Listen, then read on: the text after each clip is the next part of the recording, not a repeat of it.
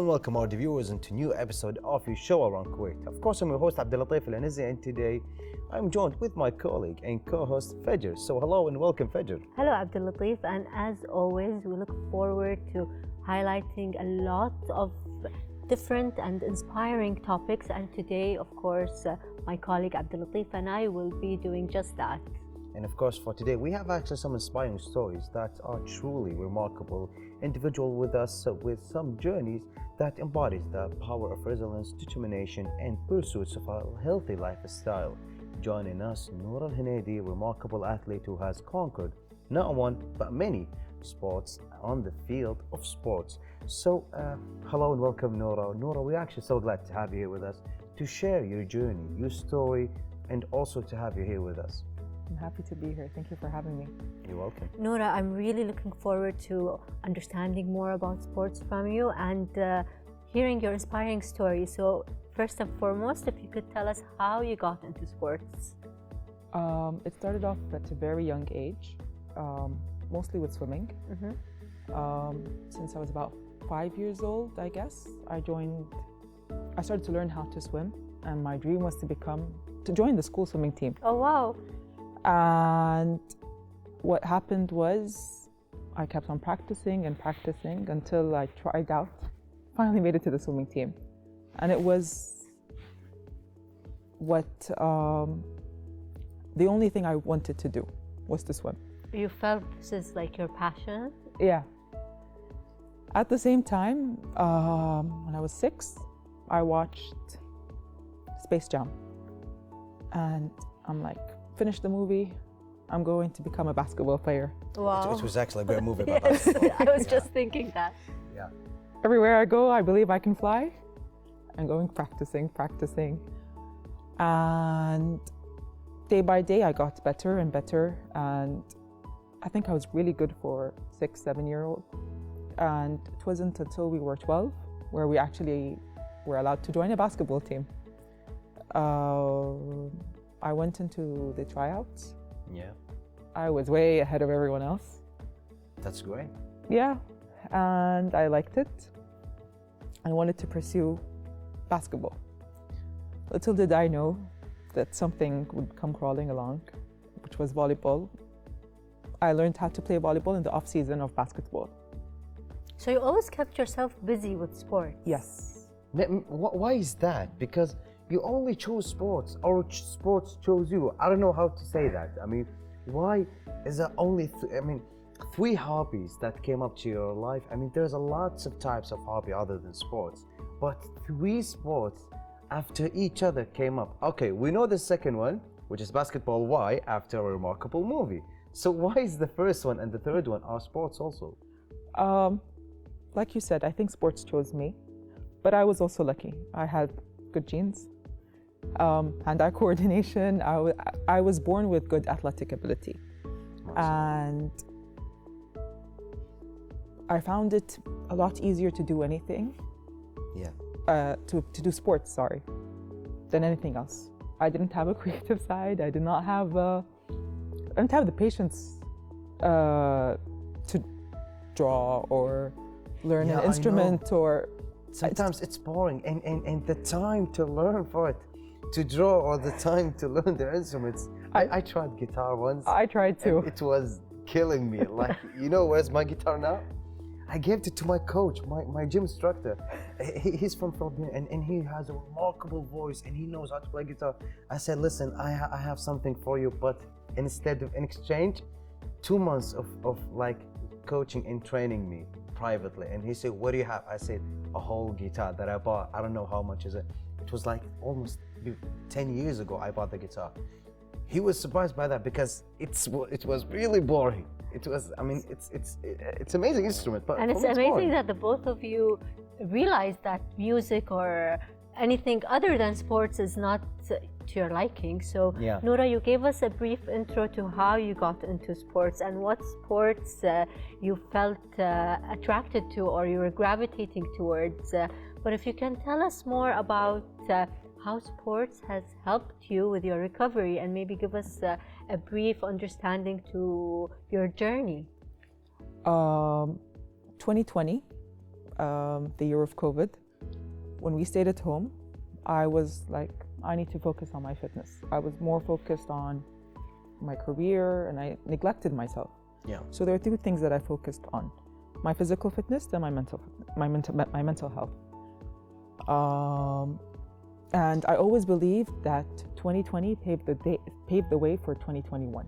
Okay. So in January 2021, I found a lump, and after getting all the tests done and that, I was told that it was a malignant, so it was stage 1 breast cancer, and I had to go through chemo, surgery, and radiation. So stage 1 was chemotherapy for almost 6 months, and then surgery, and then 20-day daily radiation sessions. Okay. I'm sorry It about was- that. And of course, it's been really tough for you, obviously. It definitely has. And because I felt like I was getting my life back on track, and then just all of a sudden I felt like I fell flat on my face. But there's only way but up. And that's how I took it. I took it as a rebirth. After finishing up, I'm like, nope, never again. It's gonna be me, my well-being, my health, my fitness. That's all that matters. And the one thing I realized during 2020 was how much I missed volleyball. I was going back into it. I was like falling in love with it again. That was before your diagnosis. Before my diagnosis. So during my diagnosis, I'm like, I'm finishing. I'm going back to sports. I'm finishing up. I'm going back to sports. So you gave yourself that push, and you motivated yourself even with the sessions you were taking. You were undergoing that treatment, and it's a very heavy treatment. Yeah. Now I know why sports chose you. because you were the right person for being an athlete and sports person. Because I'm not gonna lie, a lot of people won't have this spirit even after surviving and even after winning against cancer. And congratulations on that. Alhamdulillah. Being healthy, surviving that. And not only that, you were actually embarked from that phase of victorious. I mean, you went from there continuing as a volleyball player. You competed in championships and competitions. Yes. You won medals. I mean, you are a fighter, and Yes. congratulations on that. Thank you. So, can you tell us how important is it for an athlete, for any person to be an athlete, to be the sports? How important is it for everyone? Because you, as a survivor, it's helped you so much to overcome and to encourage you. So, can you tell our viewers that? I said it before that I wasn't patient. This taught me patience. It taught me patience to go back to everything that I want, everything that I love. And it taught me resilience. It taught me how to become accepting. And I've always felt like I was a grateful person. I became even more grateful. I became grateful for my legs, my body, to help me to lift myself up, for every breath, for every tiny detail of my life. I became grateful for it. Small blessings, maybe Yes. we're so used to. And I think during that period also, people were becoming more mindful of everything around them. They were, like you said, you are a grateful person in general, but a lot of people learned how to show gratitude during those hard times, the pandemic. But for you specifically, you managed to highlight them in a very positive way, even though you're going through something very negative. Yes. And you incorporated sports, like Abdul Latif said, Yes. sports chose you. But how were you able to balance? So for the first few months, I couldn't do anything. So I tried to go for walks. I tried to Move at least? move. On the days that I felt like I couldn't move were the days I wanted to move. But as soon as I finished chemo, and the moment I felt like, okay, I'm a bit normal, I'm going to play volleyball. So as a birthday gift to myself, I'm like, I want a volleyball game.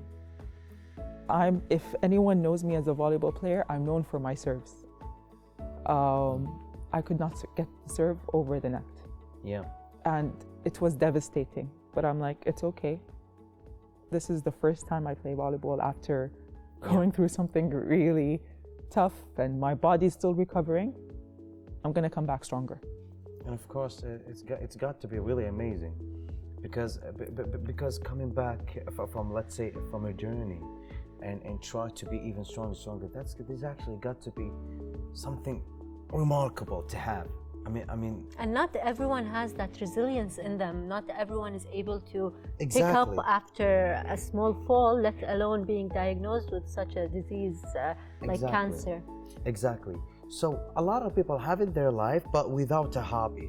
And they say, no, I don't know, I don't need a hobby, just work life and trying to do some, let's say, sitting home with family or maybe sitting with my friends, and they think that they don't need a hobby.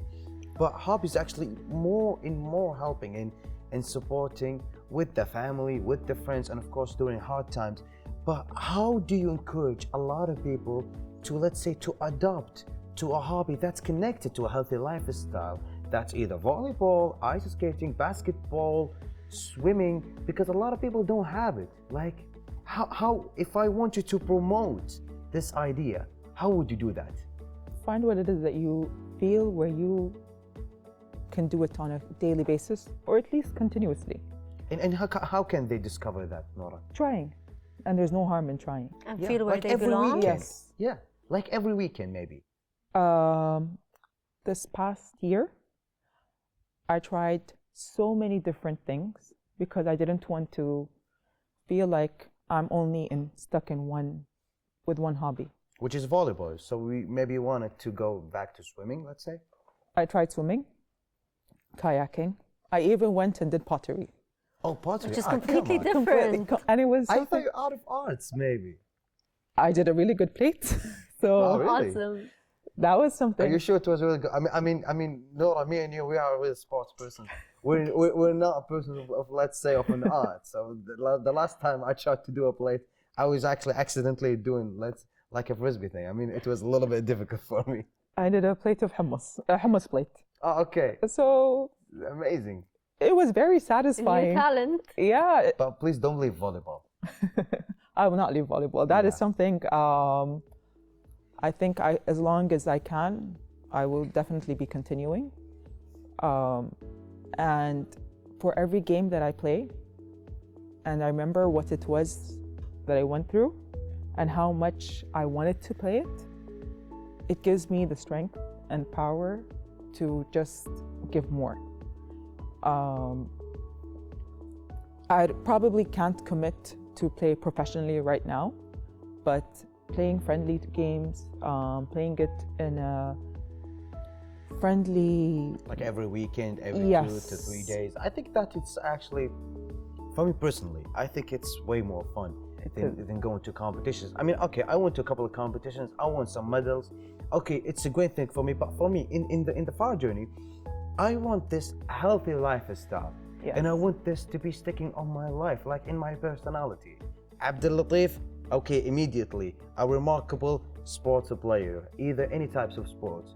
So I mean, don't feel bad of, let's say, quitting the competitions or participating just to play friendly. I think that's even better for me personally. Right now, it removes the stress and it's more fun. Yeah, right. It's more fun. And Like you don't need to practice every 5 a.m. No, but I go to the gym at 6 a.m. Oh, okay. And the timings can differ from person to person. Yes. But if you could share with us, Nora, some advice to people that want to incorporate healthy habits into their daily lifestyles. Maybe they find it difficult to go to the gym, whether it's at 5 a.m. or 5 p.m. Maybe they find it difficult to just be active because, like we know, during summer the weather is too hot in Kuwait, and a number of other reasons that people, or excuses people like to use. People like me sometimes. Too many excuses, actually. She has. not to go to the gym. So, how could someone start? They need to find it, and they need to find the will. When there's a will, there's a way. Exactly. And once you do that, nothing. I think even if there was a storm, we would still want to go. Becomes part of who you are. Yes. Yeah. It becomes, I don't want to say it becomes part of your identity, but it's what your life becomes it. in a way, it becomes a part of your identity. Because it organizes your daily, Yes. your day-to-day schedule. It Change organizes everything. your daily structure. Yeah. I realized my concentration goes up the more active I am. Because that means I sleep better, because towards the end of the day I need to sleep earlier. Next day I'm concentrating. You're recharged. I'm recharged. Also, because I'm organized, I know that today I'm going to be doing 1, 2, 3. I live by schedules.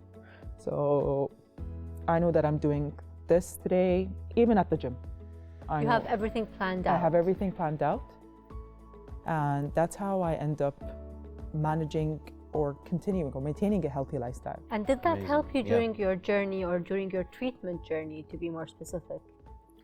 It did to some extent. Being that organized and planning everything, did it help you maintain a more positive mindset in that sense? Because, you know, being organized means you Yeah. have everything, every single detail outlined, you know, so did that give you a push? Yes, it did. And surprisingly enough, because we were able to work from home, I gave myself a schedule. I tried to maintain working hours as much as I can. And then at this time, I'll be doing this whenever I could. Yeah. And of course, Nora, we have more and more questions, and we're going to continue this interview. We have this shorter break. So for your viewers, we will continue after the shorter break. So stay tuned.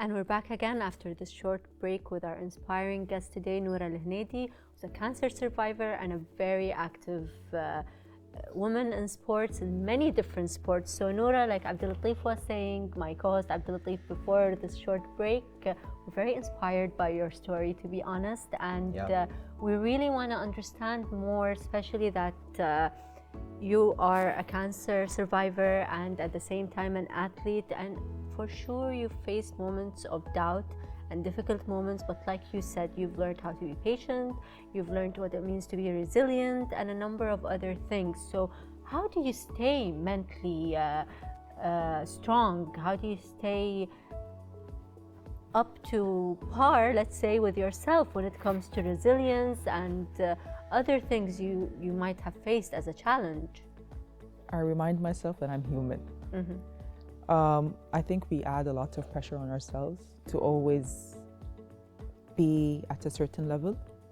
I always took into consideration my family. I didn't want them to see me down or not okay.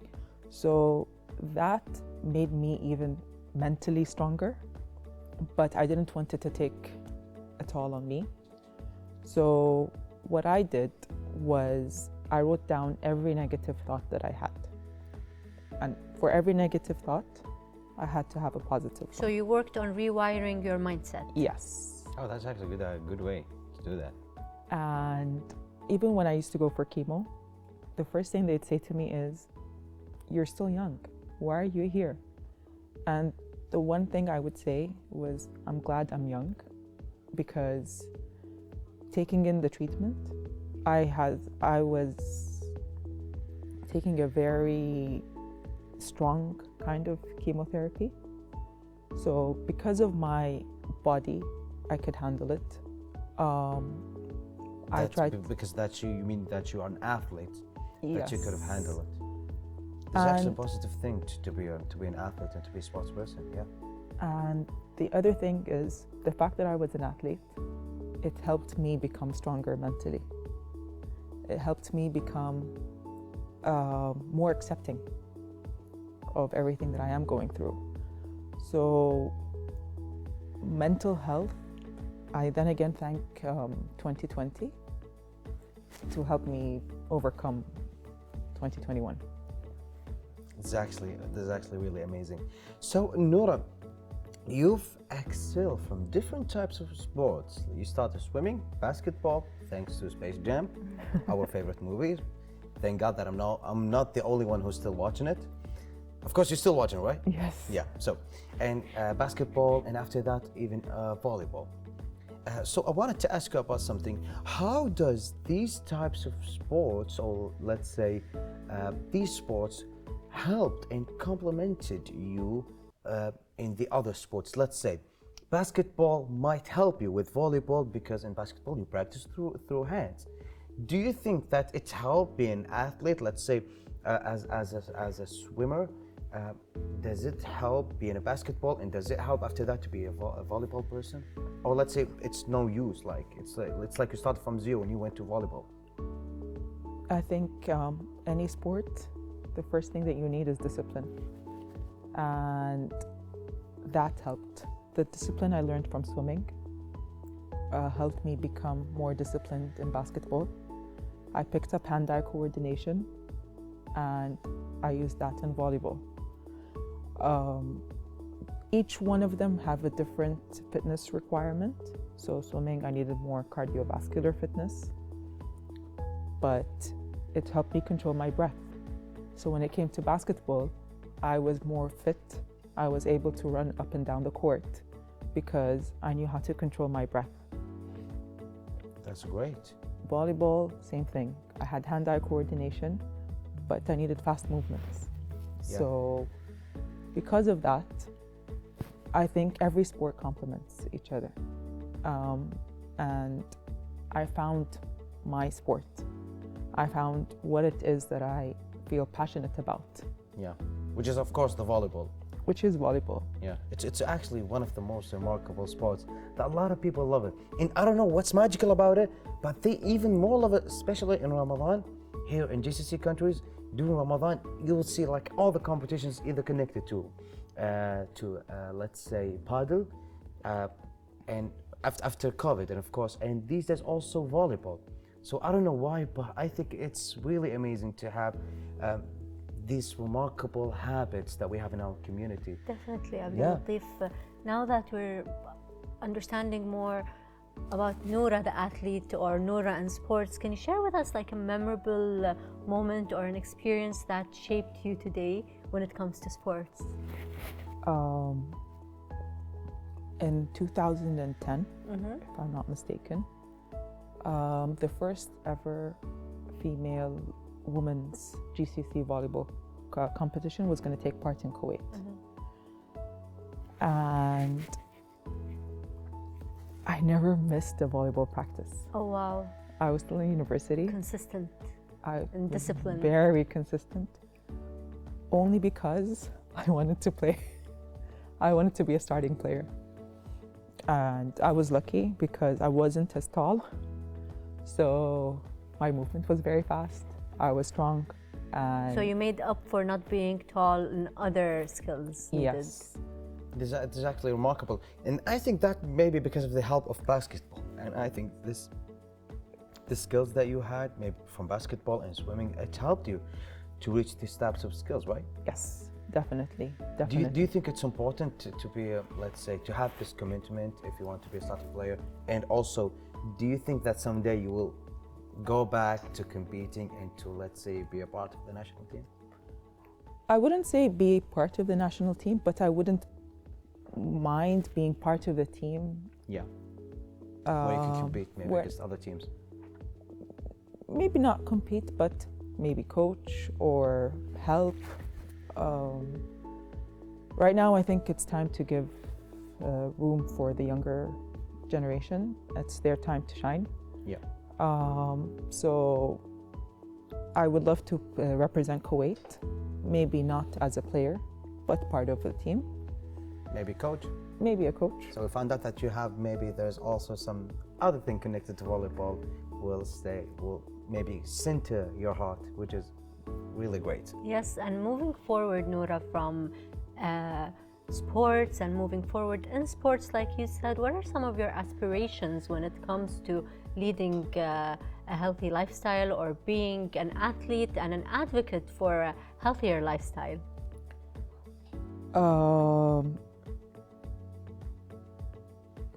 Honestly, it's something that I feel like we need to have in us. It's embedded in me. And moving forward, we need to understand that it's our body, it's our home. We need to take care of it. So I need to keep something that keeps me happy. Sports keeps me happy. And if I can let anyone find their passion in sports, I would be there, and I'll be their number one supporter. So you'd help people get on track. Let's say if they're not able to know where to start or how. Yes, definitely. It's actually a remarkable goal to have for a healthy lifestyle. It's actually connected to other people who has a healthy lifestyle. I mean, this is actually really great. So do you have a last advice to other people who don't have a hobby or wanted to try volleyball but they didn't try, or maybe people who are struggling with hard time? Never say never, and keep trying. Nike's logo. Just do it. Just do it. There's nothing wrong. Try it. Don't like it? Try something else. If I'm not mistaken, Nelson Mandela once said, there's no point in living, there's no passion in life for settling in a life. There's no passion in life for settling. I can't remember, but what it meant is that if you don't find your passion, you should never settle.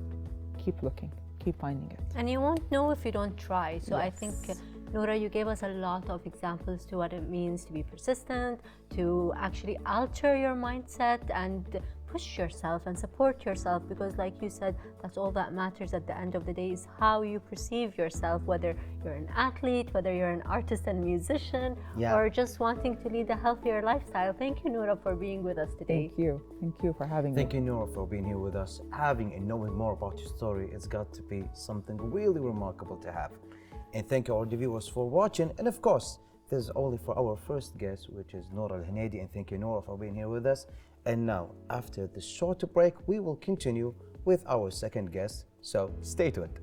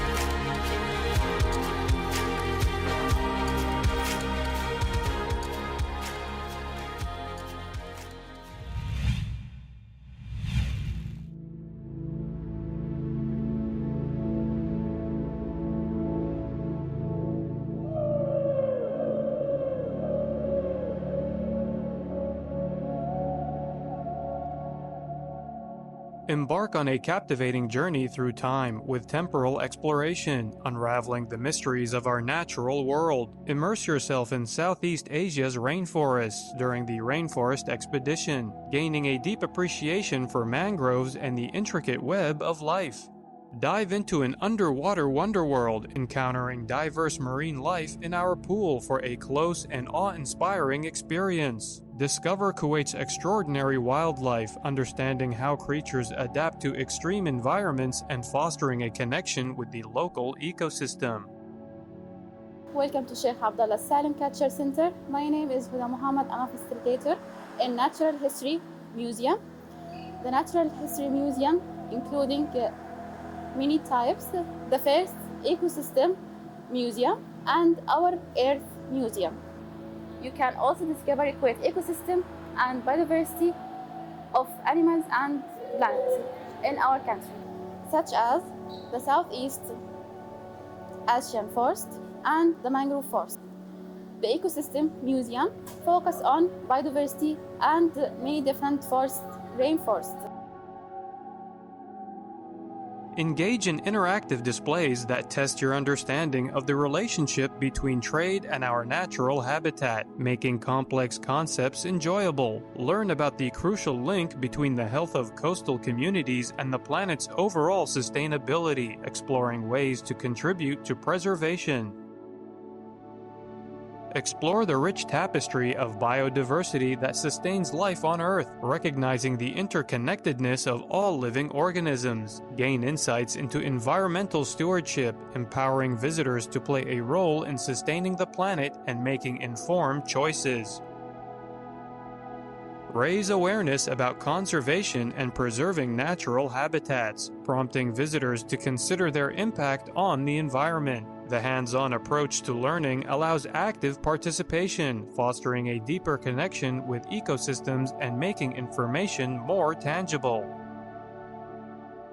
This exhibition serves as a platform for ecological education, providing a comprehensive understanding of the delicate balance within ecosystems. Designed as a time-traveling adventure, it highlights the importance of ecological awareness and sustainability, encouraging a sense of responsibility for the natural world.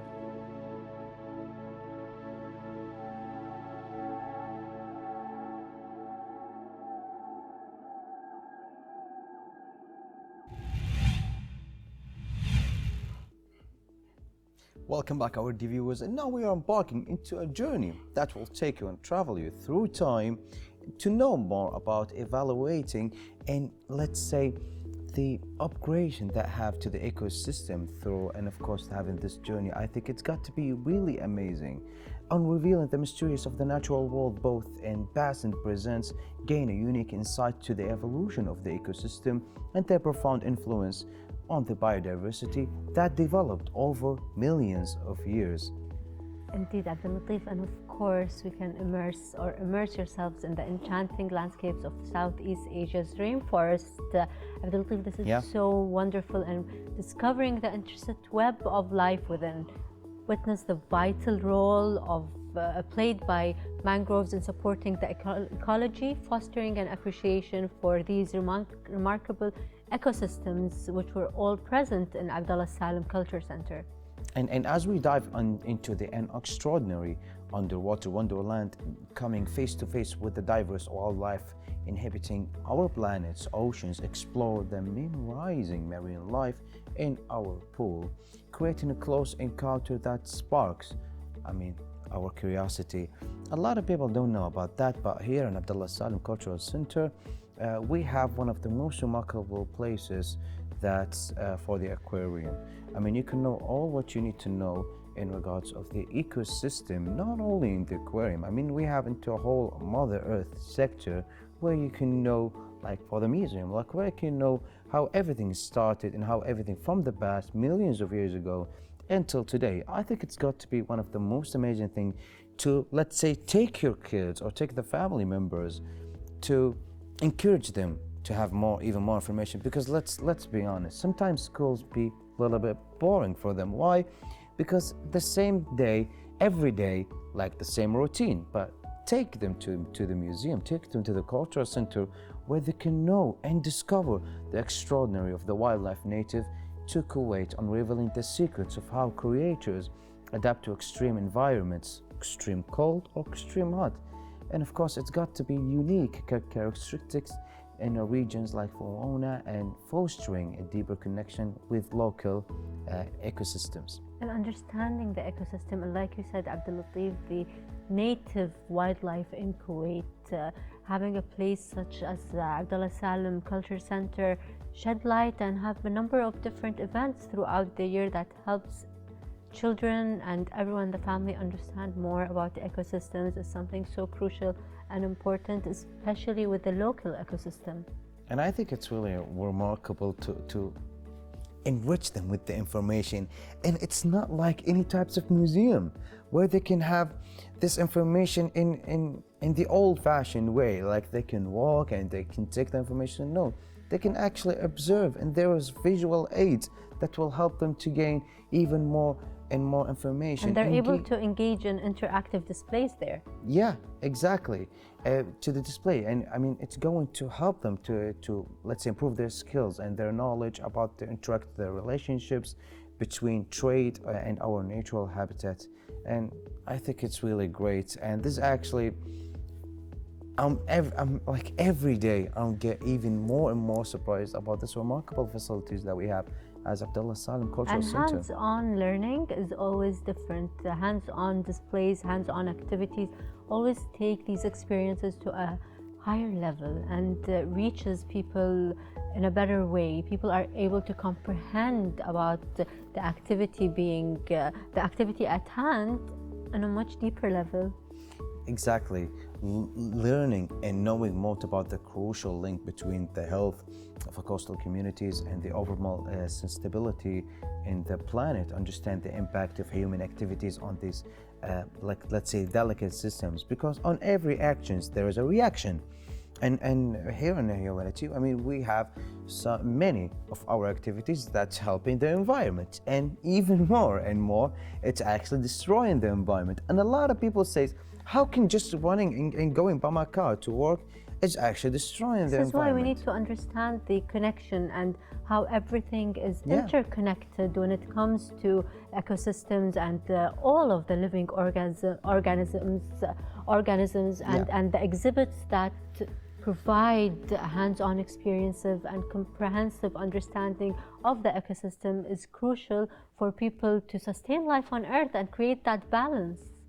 And there's actually many types of museums that you will find inside Abdullah Salim Cultural Center, which is there's a types of museums that's connected to, let's say, to the jungles and the woods and the animals that you can find there and everything connected to that area.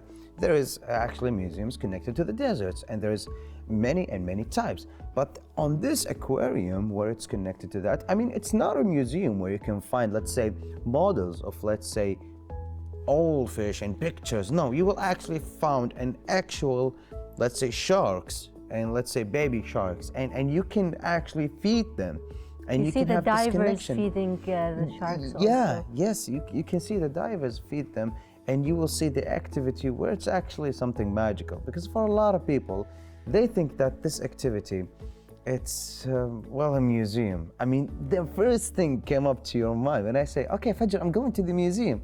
They say, nah, because we have this impression about the museums that's, I don't know, it's like before, it's not that. I actually really enjoy museums. You enjoy, I actually enjoy love that. museums. But when I say to my cousins, like, guys, I want to go to museum, you want to go? He said, really? Who goes to that? I mean, let's go play football or something.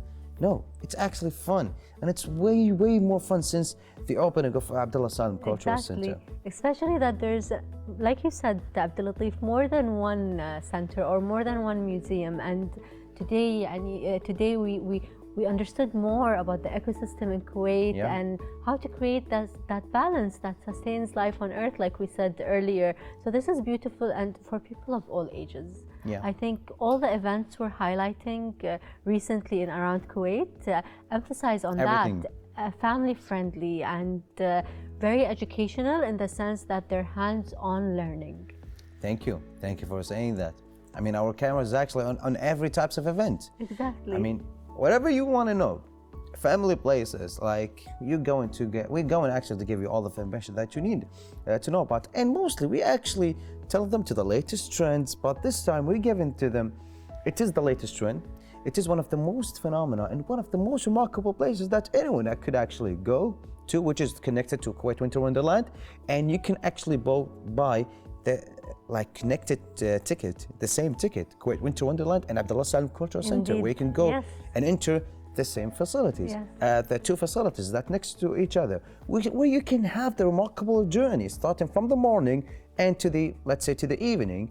So you can go and learn more about the environment, learn more about... And then you can go enjoy the weather. Exactly. More about how to make informed choices when it comes to sustainability and the ecosystem, And at the same time, once you're done with that, you can go to Winter Wonderland, like you said, because the tickets, you can buy both tickets After together. having the information, Yeah. now letting off some steam. So you release and you enjoy playing as opposed to hands-on learning, which is also a form of play. You know what I said to one of my friends when he actually wanted to do that to his family. I said to him, "Okay, you're going to the perfect day." He said, "What?" I said, "The perfect day is actually he has 3 kids, okay, 2 girls and a boy, and all of them from age 7, from age 5 to 10, okay. So they don't like too much school, okay, at the kindergarten for the 5 years old. So what they want is actually go to Winter Wonderland." And he said, and they don't like actually going to the museum. Well, he said to them, "Okay, I have an offer for you. We cannot go to the Winter Wonderland directly. I mean, there is a procedure." And he lied to them. "We have to go to Abdullah Salim Cultural Center." And he showed them that it's connected. On TEC application, you will find it's connected. "We'll go to Abdullah Salim Cultural Center. We're gonna know and we're gonna learn so much from the morning, or let's say from 1 p.m. And then when we finish, we're gonna go after Winter Wonderland. It's gonna open, I think, from 3 to 4 p.m. Then we're gonna go to play, and we're gonna play until you're done." They said, "Okay, we're gonna go." And they had actually really fun in the museum. And I told them, we're going for the perfect day because I'm trying to do that. And inshallah, I'm gonna do that. It's actually the Awesome. perfect schedule. Awesome, that's really amazing. And I think thank you. having these 2 places next to each other really can enhance the experience overall and empower visitors in both Yeah. both the places. Yeah, it's actually a great initiative to have it because connecting it in one ticket through TEC, Kuwait Enterprises Company, I think it's got to be one of the most touristic enterprises company. I think it's one of the most remarkable things that they are doing is actually this application and this initiative exactly. It was really remarkable. So going back to the museum, where you can have this remarkable journey from millions of years ago. How is it started to look like for the shark, for the fishes, and how are they doing it, how it's work. And sometimes people are mistaken some of the type of the shark. They think all of it are predators and they're going to eat you as soon as you see them. No, the hammer shark, it's not, it's actually friendly. A lot of people don't know that. I knew that when I went there. So when you go to Abdullah Salim Cultural Center, you're gonna have this remarkable information. For a lot of people, they don't know even that it's existed. There is some types of fishes. I didn't know that it existed. I mean, there's type of fish that can fly out of the sea, and I didn't know that. And I mean, I was laughing about that. I said, okay, well, I mean, How? what's that? I mean, it has feather to fly. They say no. And then I saw some projects, and I didn't see it at the documentaries before because I was so much into space. And when I went there, it was really a remarkable journey for me, informational journey. So you learned so much about Yeah. everything there. That's awesome, Abdulatif, really. That's very, very nice to know that you gain such knowledge, especially through exhibitions and museums like that. Yes, because having the insight for a lot of individuals to, let's say, having this types of information, sometimes it can be helpful, and sometimes they think no. But it's not exactly for only you. It's also for your next generation. To raise awareness for you, and then you can pass on that knowledge. Maybe if you take your kids or take your younger family members, they will have something to major on when they go to college. A lot of people find out what they want to do in college after they go inside and go into college. Or after graduating from After college, they graduating, realize they made come the on. wrong decision. Yeah, come on, not this what I wanted. Okay, I'm going back to square one. First year college, another major. Well, try to let them find what they want from since they were a kid. Let them know about space. Let them take them to Abdullah Salim Cultural Center. It's not only about like aquarium. They can find some parts about space. They can find some parts about different types of things. So when they go, they can be like, let's say, a marine biologist, or they could go like, let's say, being an astrophysicist. I mean, for me. And they can experience e-learning, they can experience learning through play, they can experience a lot of different types Applications of learning. will help them. Exactly. And a lot of different types, even there's a play as a form of learning, like we were saying earlier. Yeah. So you can experience all these, and they can shape who you are and understanding what you like as well. I think we learned so much today in today's episode, Abdulatif, It was from remarkable. our very inspiring guest, Noura Al-Hanedi, and Yeah. also the things available or the activities and events being held at Abdullah Salim Culture Center. Today's episode was actually really magical, knowing more about sports and knowing more about an inspiring story. Noura Al-Hanedi, we're actually so glad to have her with us.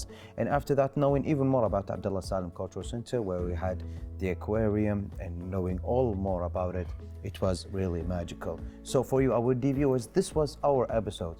And of course, we hope that you liked it and enjoyed it. And for more inspiring stories and for more covering topics and trending occasions where you will see our cameras all over our beloved countries, stay for more and more episodes. We would see you for tomorrow, and goodbye for now. Goodbye. Goodbye. Stay safe and stay healthy.